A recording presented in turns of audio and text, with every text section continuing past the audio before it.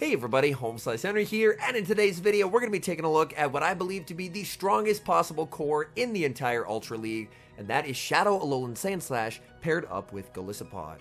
This core is virtually unbreakable. The only recommendation that I would make is instead of running X-Scissor, I would personally run Aerial Ace, now that Poliwrath is going to be a lot more common. I paired this core up with Primarina of all things and had an 18-7 day, so I can absolutely recommend the core, but maybe run Tapu Fini instead. So without further ado, let's hop into the matches and check out the core in action.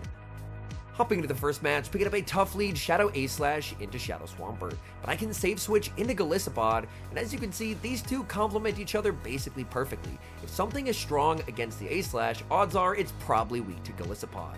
Opponent is going to tank the liquidation and send in a Charm Alolan Ninetales, but this is not a counter to Golisopod. I'm able to make the liquidation here, and Golisopod able to outpace so significantly that I make it to a third liquidation and force shield advantage from the A9. A9, with the debuff, is going to be forced to fire off a charge move as they were worried about me reaching a fourth move, and now I can send in the A-Slash, tank whatever they throw, and get a massive energy lead that I can use to threaten the Swampert. They're firing off a charge move, I tank whatever they throw here, they go for the Weather Ball, switch timers up, so they aggressively switch back into the Swampert. Swampert will fire off the Hydro, I commit the shield, and I'm going for the Ice Punch. This should be low enough that an Ice Punch will be enough to KO. Opponent is going to commit the shield, so it looks like they may not have a good check to the A-Slash once the Swampert is out of the way.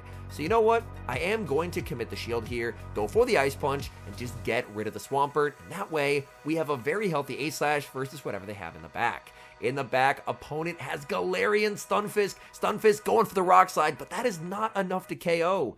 I'm going to be able to tank this, no problem. Opponent goes for the catch onto the Ninetales, and I'm not going to let that happen. I hang on to my energy, send in the Primarina, and these waterfalls on Primarina are adding up quite a bit.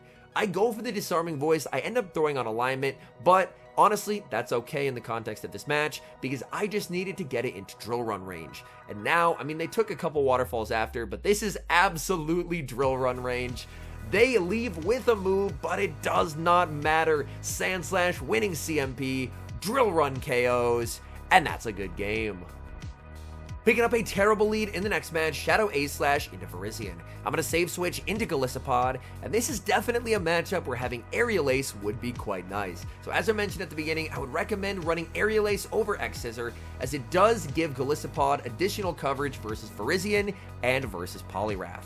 But in this instance, we're in a bit of a tough spot here. Opponent is going to fire off the Stone Edge, I commit the shield, and then they send in Lapras. Now this is very interesting. Lapras, not your typical counter to a Golisopod, so my guess is they could potentially be running double Water Ice in the back with Wall Rain. I'm farming up with the Golisopod, they build up to the Skull Bash, so I am going to commit the shield here. Lapras is going to full send the Skull Bash, and I need a massive amount of energy on the Golisopod, so I bank a ton of energy and catch a Surf onto the Shadow Aslash. Surf is going to connect, I'm looking for the farm down, opponent, their switch timer is up, and they can send back in Virizion. Ice Punch will not KO, but it will deal some solid damage. Opponent lets it go, and they are able to make it to the Sacred Sword. Sacred Sword will easily KO, but now I can send in Primarina and get the Waterfall farm down.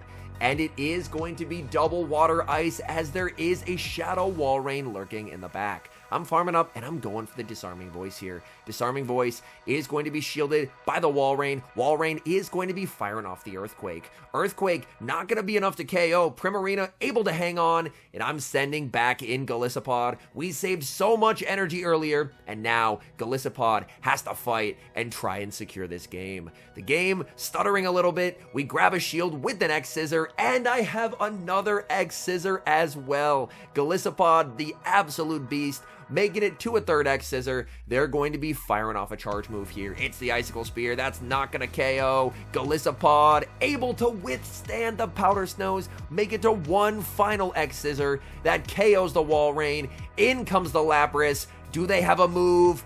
They do not, and against all odds, we secure the win.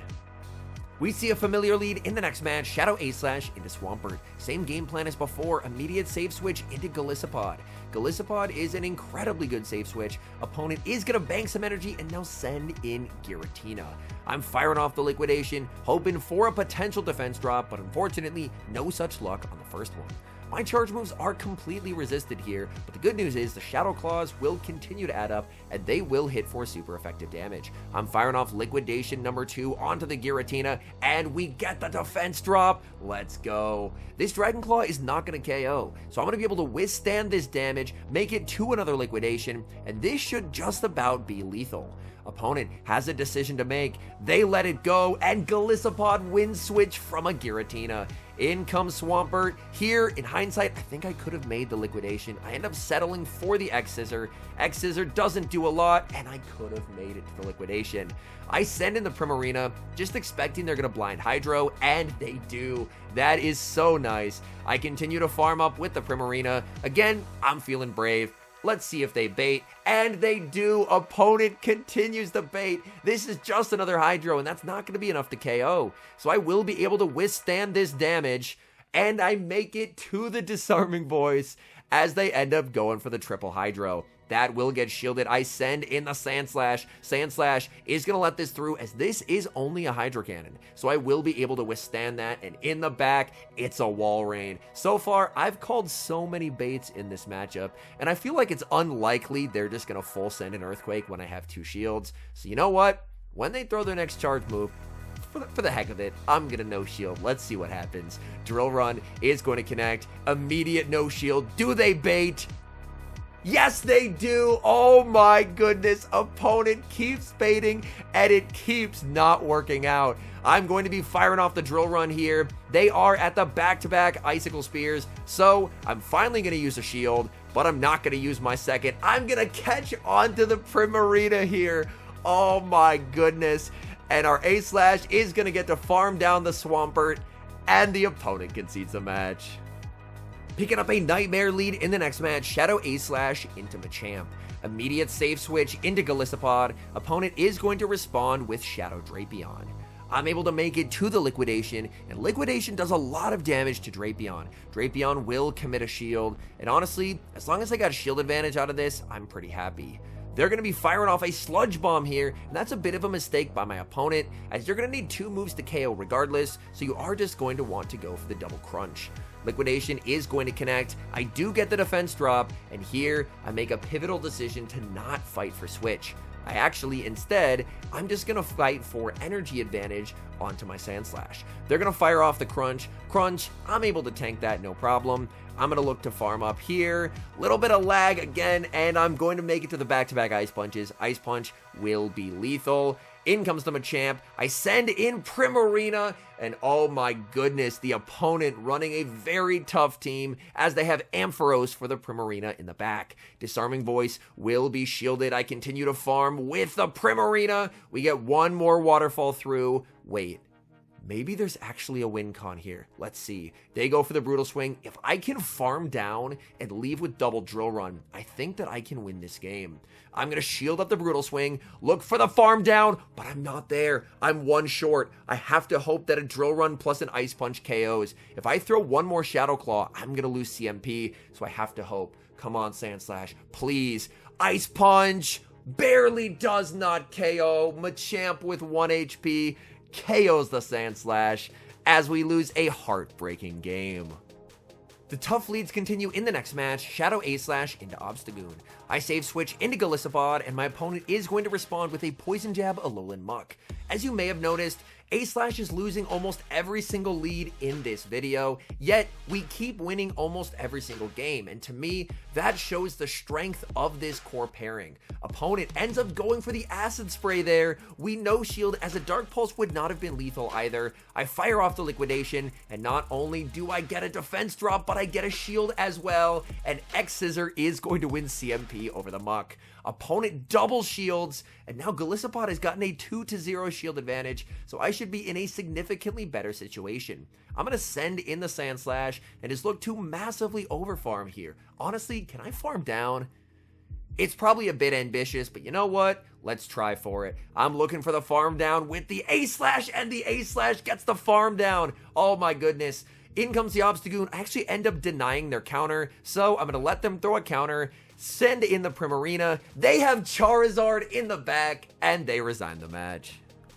We see mirror leads in the next game, and it's a battle of A-Slash. Ideally, in this lead, I want to try and catch a move onto Golisopod, and that's exactly what I'm able to do. This way, I waste their drill run while saving my own.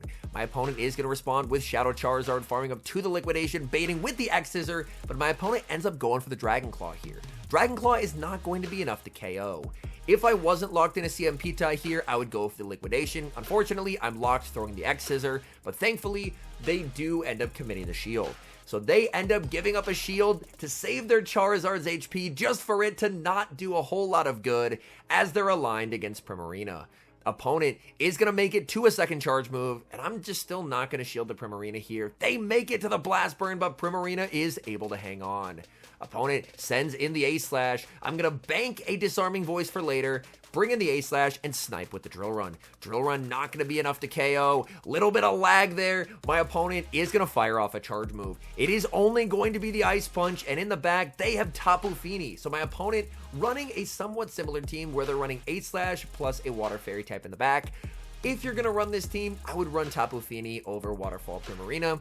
I just wanted to test out Waterfall Primarina. Had a lot of fun with it, but if you're looking to climb, I would definitely recommend Tapu Fini as it's a lot more consistent.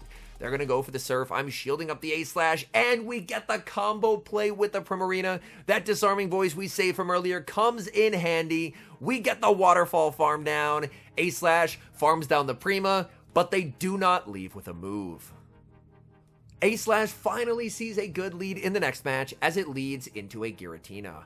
They're staying in, which works out great for me. I'm going to farm up and fire off the Ice Punch here. Ice Punch will hit for some solid damage if it lands, which it does, and Giratina is going to return fire. I can very comfortably no-shield here. They go for the Ancient Power. Thankfully, they do not get the boost. I'm going to farm up and again play to the CMP tie as A-Slash is able to win CMP, and Ice Punch will get the KO. Opponent sends in Virizion. I pivot into Golisopod, and again, this is another reason why I do recommend running Aerial Ace on the Golisopod instead of X-Scissor, as X-Scissor, as you can see, just does absolutely nothing, whereas the Aerial Ace would hit for double super effective damage. I'm going to commit the shield. Opponent is running Leaf Blade on the Virizion instead of Stone Edge. So the good news is I can tank a Leaf Blade as opposed to a Stone Edge, basically KOs, but the unfortunate thing is that they get to Leaf Blades extremely quickly. They're firing off another Leaf Blade, and they make it to yet another one. I'm forced to go down 2 shields. I'm in an incredibly tough spot here. In the back, they have Shadow Charizard, and suddenly we have a win con. We send in Waterfall Primarina. Opponent just stops tapping, and they resign the match. Hopping into the final match, and we see the Swampert lead one final time. I save switch into Golisopod. Swampert staying in this matchup, and that is not ideal for the Swampert whatsoever, as Golisopod does very, very well here. Liquidation is able to connect. I tank whatever they throw here. Most are not running Sludge Wave, which means anything they throw is going to be resisted. Opponent now going to send in a Fairy Wind Clefable, and I am going to be firing off the Liquidation. Liquidation is going to connect. We do not see a debuff, and I make it to Liquidation number 2. That is quite nice, as that's going to be getting Clefable quite low. I just decided to let this go. I want to go for farm on my A-Slash. Moonblast is going to KO, and now I can send in the A-Slash and get a very nice energy lead that I can use to potentially threaten the Swampert. They're going to be firing off the Meteor Mash. That hits for some heavy neutral damage. XL Clefable is an absolute beast. My opponent does have some energy on the Swampert. I'm expecting they're going to try and go for the CMP tie, so I switch into the Primarina, and I'm able to catch the Hydro Cannon. That is absolutely fantastic. These waterfalls are getting the Swampert low. In the back, they have Cresselia. Oh boy. This could be a bit problematic. I'm firing off the Moonblast right away as I need chip damage or I need to get the shield. I'm able to get the shield. They're going to be firing off the charge move with the Cresselia. Cresselia is running Grass Knot. Grass Knot not quite enough to KO, and I make the last second Disarming Voice. I'm not quite sure if they undercharge there or if that's just how much a Grass Knot does. Again, I haven't really run Ultra League Primarina a whole lot. I'm going to send in the Sand Slash, fire off the Drill Run, and grab the shield from the Cresselia. I'm going to let this through because odds are it's going to be the Moonblast, and Moonblast does not KO, and I'm basically just challenging the opponent to try and farm me down here. I fire off the Drill Run does not KO. Oh man, I'm forced to give up a shield. That is a bit uncomfortable as they did make it to the Grass Knot. In comes the Swampert, and we get the Shadow Claw through, which means that they are going to be KO'd by one additional Shadow Claw. In comes Cresselia, and that will be game over as Shadow A-Slash clutches once again. All in all, if you're looking to make a climb in the Open Ultra League, I would definitely recommend the Shadow A-Slash and Golisopod core. As I mentioned, the change I would make, I would switch out X-Scissor for Aerial Ace, as Aerial Ace does allow Golisopod to beat Poliwrath in all even shielding situations, and it does make it a lot more comfortable if you end up going up against Virizion. And for a third Pokemon, I wouldn't recommend Primarina. I would just run Tapu Fini, as Tapu Fini is going to be a lot more consistent. Anyways, thank you guys so much for watching. If you're enjoying the content, make sure to leave a like and subscribe to the channel if you haven't. And a special thank you is always to our members here on YouTube. The support guys provide is absolutely incredible. So thank you guys oh so very much. And until next time, I've been HomeSliceHenry.